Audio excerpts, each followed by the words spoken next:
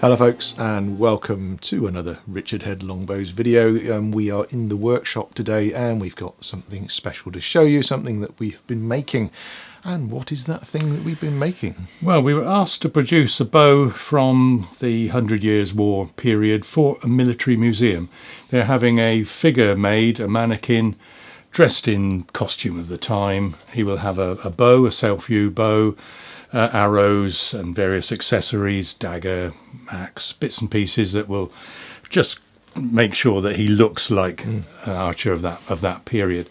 Now, the last couple of display bows we've made have had to been at full draw. The archer was actually at full draw, and we had to make the bow permanently bent, and we had to do it in such a way that it didn't during the night straighten out again and shoot an arrow the other side. So that was a little bit of work involved in that. Luckily, this particular one, we haven't had to do that.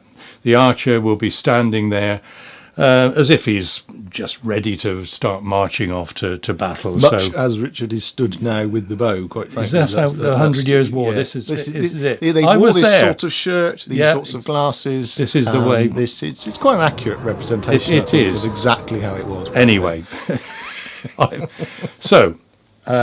decided we better make a bow from yew. So I selected a piece of wood that I thought, well, maybe it won't ever make a good shooting bow, but it'd be great for a display bow. But like all these things, once I started working on it, it was actually a better piece of material than I thought to start with. It's got some nice sapwood on it, hardly a flaw in it, little bit of a knot that end, but nothing really happens at that end of the bow, so that would be pretty good anyway. If it was a shooting bow, I might have been tempted to drill it out and put a Dutchman's plug in. So that's there. Otherwise, the sapwood is really good. The heartwood's pretty good as well. There's a knot on the edge that I've put a little bit of filler in. Again, if I'd been making a bow, I might have been tempted to cut a bloom right through there and piece it in. But get rid of it. Yeah. And it would have been a good shooting bow there. But for display purposes, no need to do that. The nocks, they are cowhorn nocks. And in case there's anyone around who thinks they know how things were, we've side knocked them, which is what people seem to think nocks were done. The Mary Rose bows, we believe most of the nocks were side nocks. That's the groove is only on one side. It doesn't go right the way round as most Victorian bows do. What they were like in the 100 Years' War, who knows? None exist, so it's speculation. It's speculation, really, yeah. And each bowyer would have had his own method of doing things. Yeah. As it is now. Anyway, yeah. So cowhorn. The string I've made from hemp, traditional Flemish laid-in string with this sort of rope formation, well waxed, and a bowyer's knot the other end, if I can get it round. So just a bowyer's knot tied in the other end, so you can adjust the length of the string when it stretches when it's being shot. Just raised a couple of pins there, as would have been done, just to make it look authentic. And that's the bow.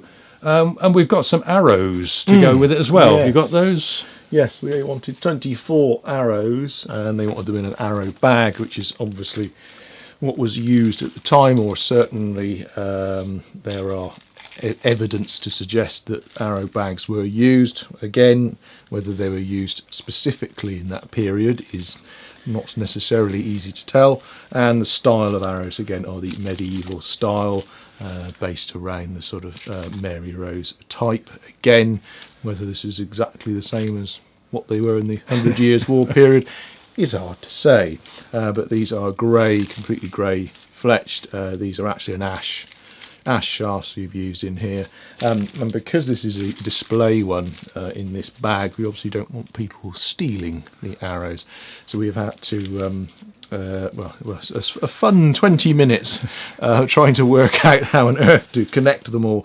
So we've actually drilled these all at the bottom and wired them up so that people can't just come along and pull them out. So they're actually now fixed in the arrow. Yeah, I mean, we've done displays at craft shows for the public, and we've had a bag of arrows like this hung up at the back for people to look at, and everyone comes along and tries to pull an arrow out, and we tied them together with string at the bottom, but they really try Yeah, and get people do try, just to look at them, really. I'm not saying they're going to steal them, but they're just tempted. People are just curious. Let's see what's on the other end. Well, we've hopefully we've stopped them doing that. So that's it. So it's early days. I don't think the mannequin has yet been produced. No. When we've done the couple before similar to this, we've ended up advising on the shooting position of the archer, because that's quite important. But this one, the archer is just going to be standing still, holding the bow. They want the bow in advance so they can get his hand correct on the bow. The mannequin, the position of the hand, and how it will hold the bow. Other than that, it's all ready to go. Yeah, I mean, hopefully when it's complete, we're doing this video, as Richard mentioned, the bow is required ahead of time. Depending on when we do this video and when we release it, we may or may not. You may be looking at finished photos now of the mannequin. I don't know. No. But if they are, then I'll include them in this video. If not, we will put them on our Facebook page and what have you. So please do follow us on Facebook. All the details of our various social media sites are in the description box below. So feel free to follow along, and so you can see us update you with information like that.